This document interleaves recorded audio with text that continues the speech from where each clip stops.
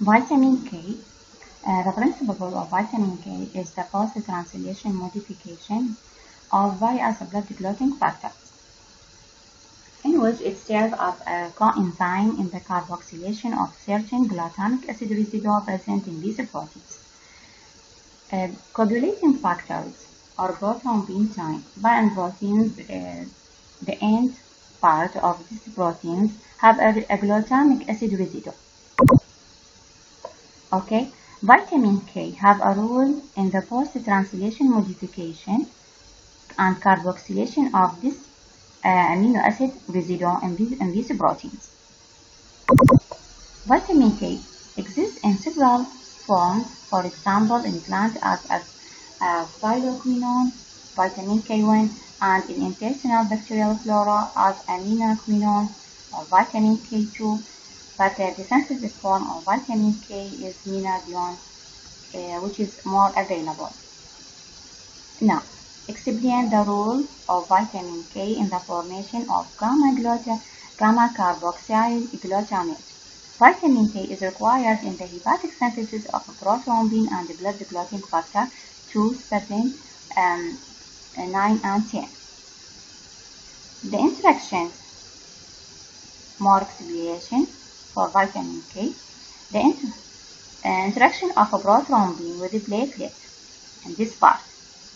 At first, in liver, after synthesis of a prothrombin and the coagulating factor, which is half the residue of glutamic acid, this part, to be active, prothrombin and this coagulation factor, and in order to transport to the bloodstream, in order to do their function in the coagulation, they must be undergo post-translation modification steps.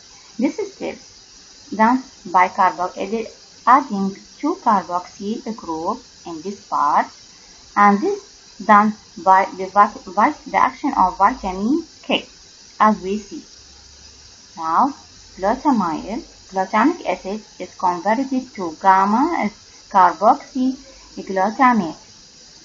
This part, 4 carboxylic group. Then it's transported to the bloodstream. In the bloodstream, its action needs calcium ion in order to complete the coagulation, and binding prothrombin and the coagulation factor with the platelets need calcium ions.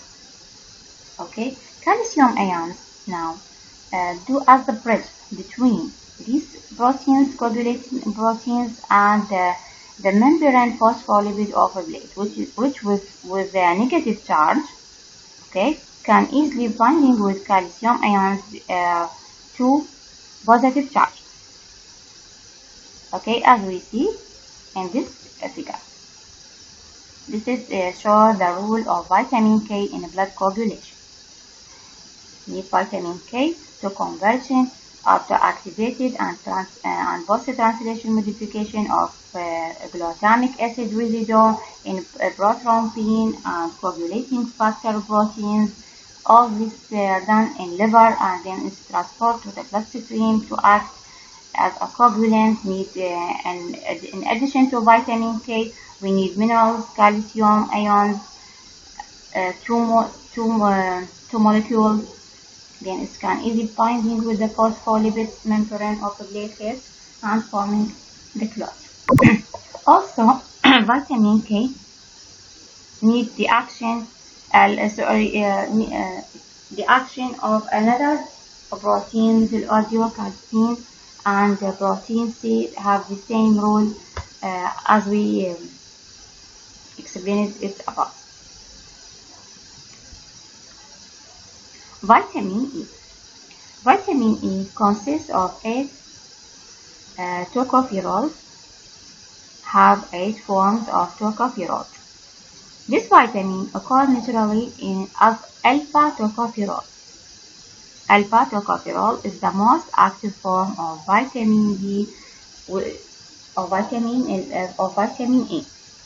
The primary function of this vitamin is antioxidant, the prevention of the non-enzymatic oxidation of cell components. Okay, for example, polyunsaturated fatty acids, bimolecules, oxygens, and free radicals. Normally, multiple processes in body can produce free radicals and oxygen and superoxygen or other compounds as a free radical. This free radicals is toxic and carcinogenic compound, can be causing affect DNA and causing DNA damage or mutation, also affect erythrocyte membrane or all body cell membrane, such as causing lipid peroxidation.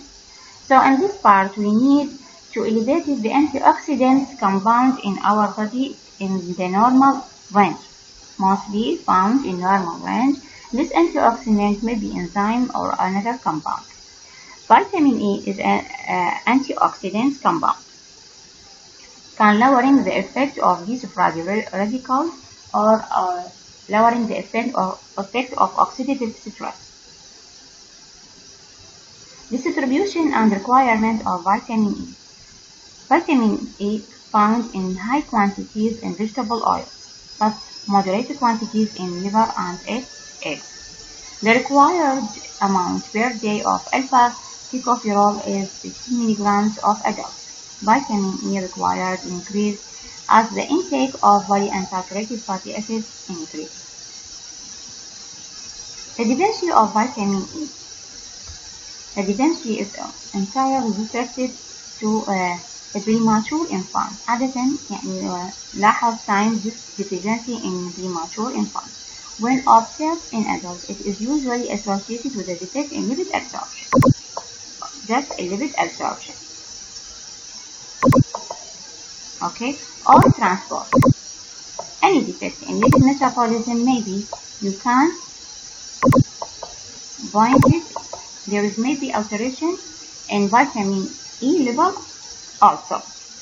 The sign of human vitamin E deficiency includes sensitivity of erythrocytes to peroxide.